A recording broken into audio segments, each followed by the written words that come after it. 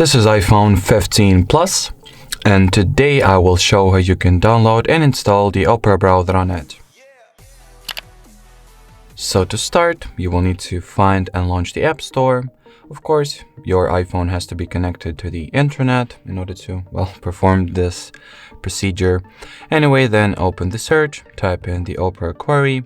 Once the Opera browser is found, you can, then install it by either tapping at the Get button, or in my case is the same. It is this, cloud icon, which appears in front of the apps once those apps were installed on the same Apple ID account previously, but they practically do the same thing.